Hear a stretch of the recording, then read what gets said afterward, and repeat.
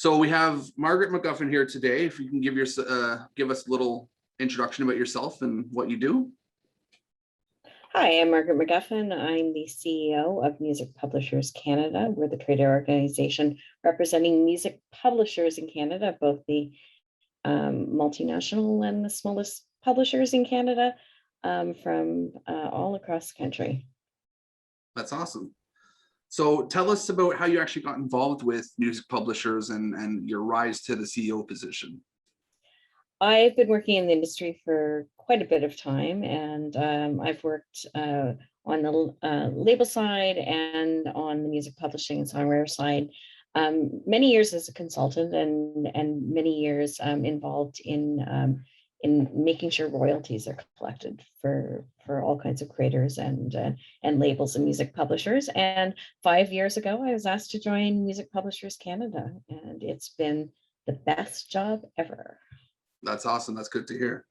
So what do you think about this year's lineup of women in the studio? We're really excited. This is our third year in the program.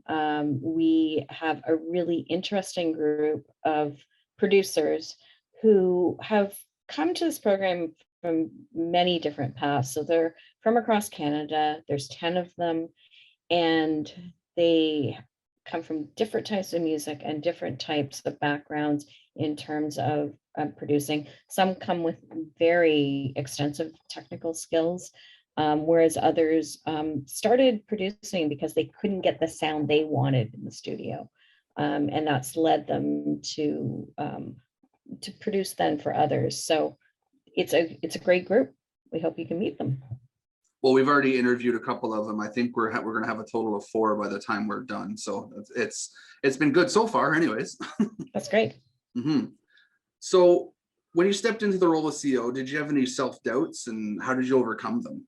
I've been in this position for 5 years, and my board had faith in me and promoted me to CEO in the spring. It's been a long time in the making, but one that I really feel is the right time for me and the right time for the industry. I'm very involved in all kinds of issues around how to get songwriters and publishers paid, and this is the time that the voice of Music Publishers Canada is needed in that. And so I have no self-doubt. I'm ready to go, and we're ready to make sure that companies, when they come into Canada and they want to launch, come to the table and talk to the collective societies and make sure you're there to negotiate, not to look for reasons not to pay songwriters, composers, and music publishers. Yeah, that makes sense. I mean, everyone deserves their money for everything. So it's their paycheck. Yeah. So copyright is the paycheck for songwriters, composers, and music publishers. It's that simple. Mm-hmm, exactly. What would you tell young women trying to come up in the industry and looking for executive things like such? I think it's really important to learn about the various parts of the industry, to network, to volunteer. From the moment I got into this industry, I looked for volunteer opportunities. Right now, I'm a chair of an organization called Work and Culture, where I work with many different creative industries within one organization, not for profit. And I've been involved for 20 years with Music Counts, and which is the Juno's education territory. You meet so many people, you learn a lot about the industry, and it's a great way to find your way in the industry, and you at the same time give back. Mm-hmm. Yeah, I've been around for a little bit doing this type of stuff in photography mainly, actually. So I've got to experience kind of a different side of that perspective also myself. Well, in fact, in this program, one of the things we added last year was a opportunity for each of the producers in the program, once they're accepted, to volunteer in their community. We asked them to, at a minimum, spend 20 hours volunteering. And they're given this opportunity to have this program build their skills. And now we want them to go and give back and be a role model for other people in their community who would like to move forward in production. Yeah, that's amazing, actually. It's good to hear. what would you, or why is it so important to highlight Canadian women in music right now? When you look at the numbers, we don't have the Canadian numbers, but we have the USC Annenberg report, where only 2.5% of the producers on the top Billboard 100 are women. And then when you look at songwriters, it's between 12 and 15%, depending on the year.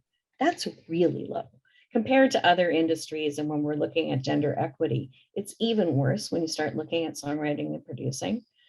My members sign songwriters, they sign producers, they invest in their careers.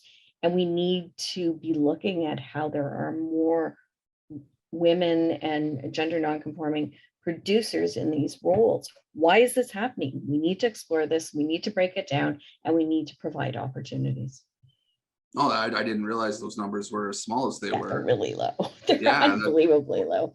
that is really surprising. Is there something that you think is a cause for that mainly, or just I because think how it is? it's opportunity. I think it that some of the colleges are doing a really, and universities are doing a really good job in studio production in recruiting better out of high schools. I think that didn't happen before. I think once you get into the industry, there's an intimidation factor. There's a factor of you don't see yourself in the engineering and producer roles, and so you don't pursue it. You question whether that's for you. If we had more women in those roles, younger songwriters and producers, and they're entering the industry, would say, that's me, that's where I want to go. But right now, they don't see that opportunity, they don't see that role, and we need to change that. We need to create a community, we need to look for incentives for producers moving into these roles. No, that makes sense. Yeah, I guess you have to see it to want to be in there and understand it. So If I don't see someone like me in that role, I don't think it's possible. And if I'm in school and I don't have teachers and guidance counselors and people in my community talking about this, a Buxom is a really good example of someone who in her community went to a beat making community program, and she started thinking this could be something I could do.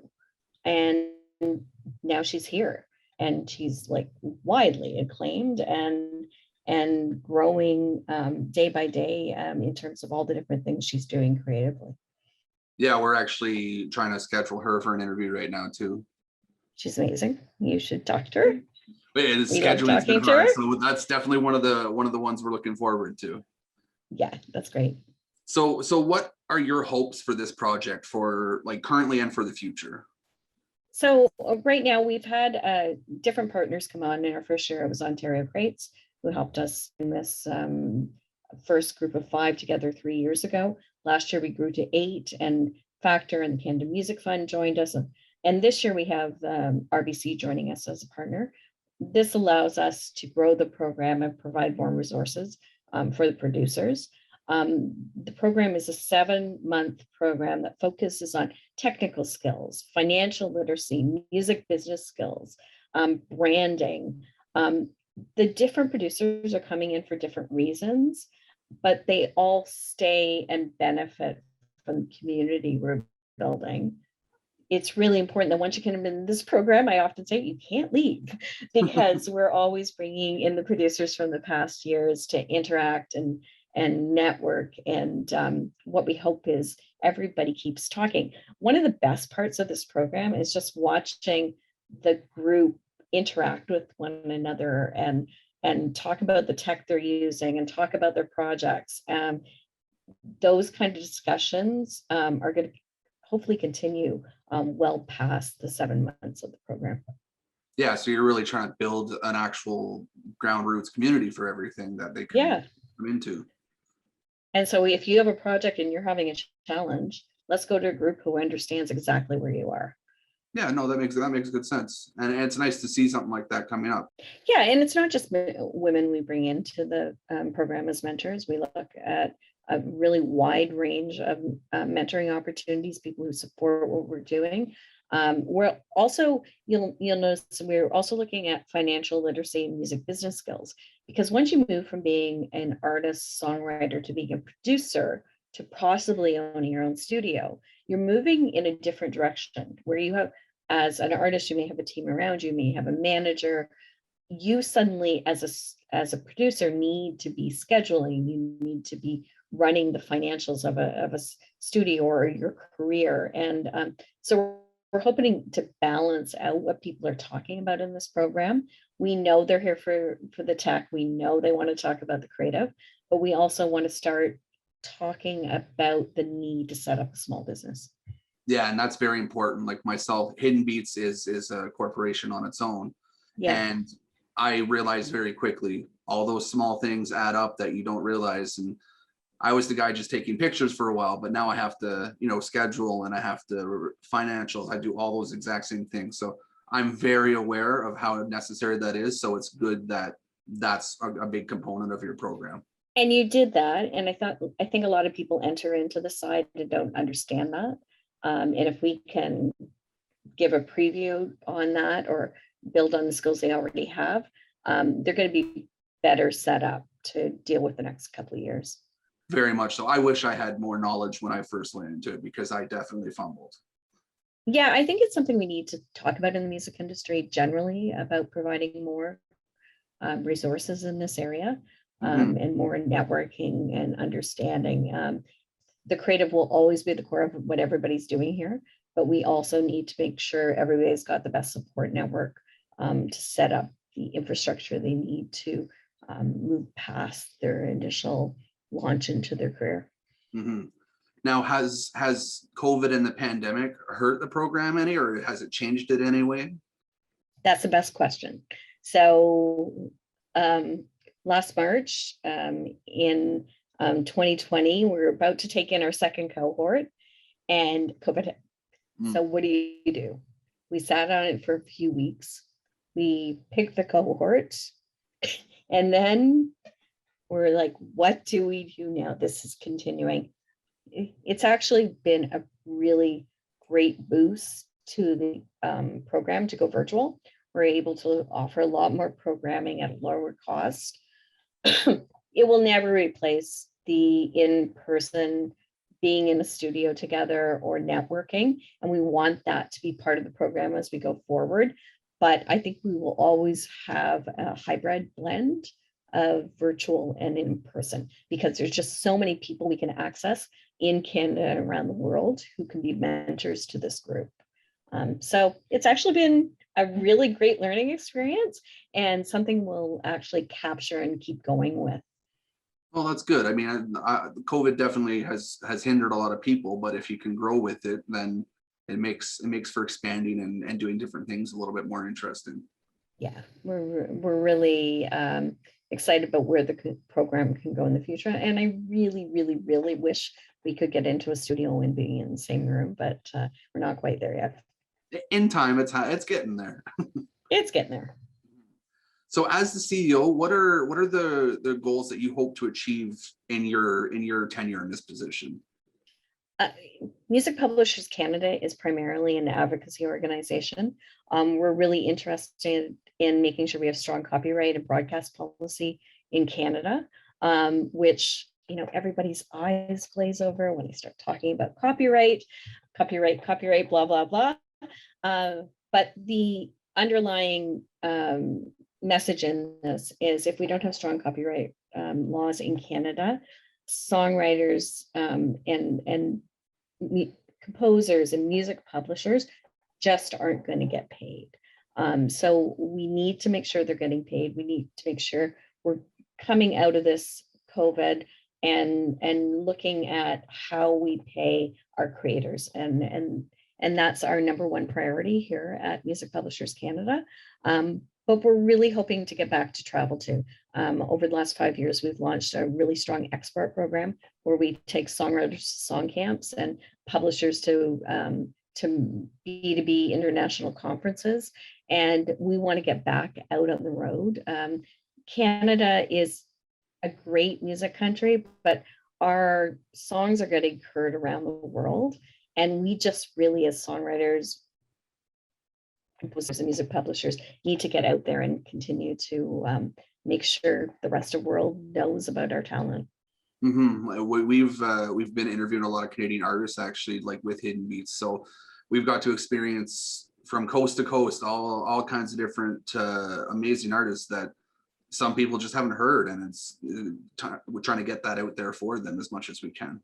Yeah, and the really interesting thing I've learned about music publishing and about composers is also the amazing work that is happening around how dominant our Canadian scores, the songs and the music that you hear in film and television and games. That's an important part of the industry now too, and that's something we don't often talk about. We talk about the name artists, and they're so important, but we have a lot of people behind the scenes who are composers and songwriters and never appear on stage, and we want to make sure that we're constantly setting up environments where they can co-write, where they can have their music heard in video games and apps and everywhere that people are discovering music now. So kind of touching base on that too, then what is your opinion of Canadian music and how it has been perceived at this point?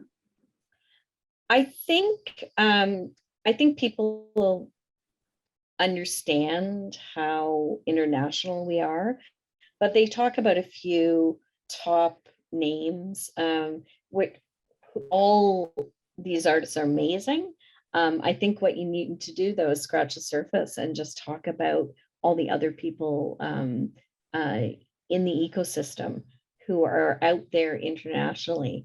We have, before COVID, we had songwriters in Korea writing for K-pop. We had Japanese songs being written by Canadians. We have collaborations around the world. We just had a Canadian company. It's a company called Reservoir that is founded by a Canadian. It's out of headquartered out of New York, but that company became the first woman-led music company to get listed on the NASDAQ and go public 2 weeks ago. And it's a Canadian family who own that company. It's an amazing success story. No, that's good to hear. Is there any artists that you personally think that people should be looking out for right now? I think you should look at the producers that we have while they're in the program, because they are producers. There's some amazing music you're going to hear from people like Sierra Noble and Buxom and DJ Killajoule. They're great. Take a look at the list and check out their music and the people they're working with. For sure, and we definitely plan on doing that. Who would you say are some of your personal favorite artists or composers or producers right now?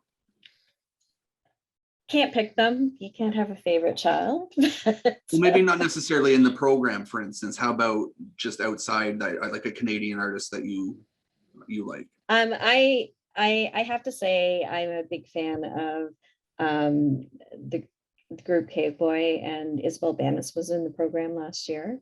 Okay. She's an amazing songwriter, an amazing artist from Montreal.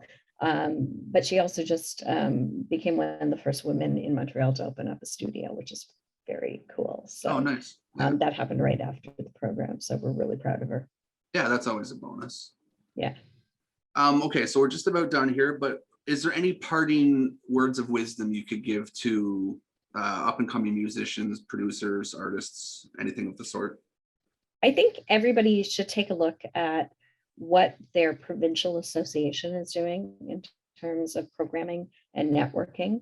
There are organizations like Music Ontario, Breakout West, Music Manitoba that have a lot of really cool programs that will link you into the industry. So if you're just starting out, look at these organizations, look at the programming they're offering.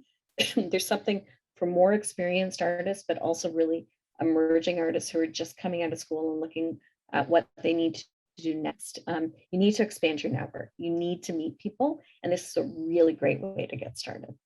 Okay, cool. I'll definitely try to link some of those things in descriptions and that. Is there any other things I should know, maybe potentially link from the Music Publishers Canada side of things? Yeah, if you could do a link to our on our news and events of the about the Women's Studio program. Okay. And then also within the events tab, there's a place where we list all of the producers. If you could link that too. Ultimately, we're looking to find projects for this group too as they move forward and leave the program. So if any of your listeners are looking for producers or working on projects, they should be reaching out to some of these producers if they think they're the right fit.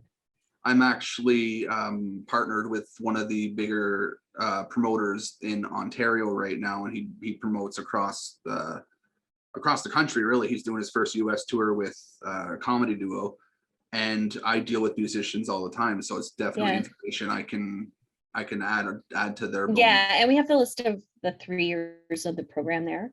There are other producers out there, and we're making sure that we're connecting with other programs, and but it's a really good group.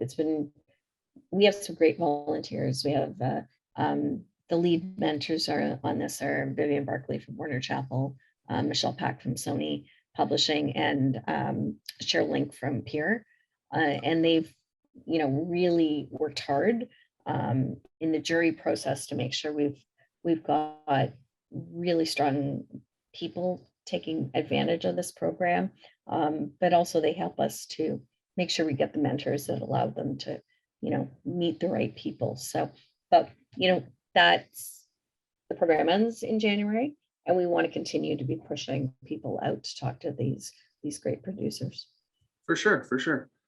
Well, I won't take too much more of your time, but I definitely appreciate taking the time to talk with me and sharing all this wonderful info. And there's definitely things that I didn't know, and I know other people wouldn't have, especially those numbers with the producers, like you said.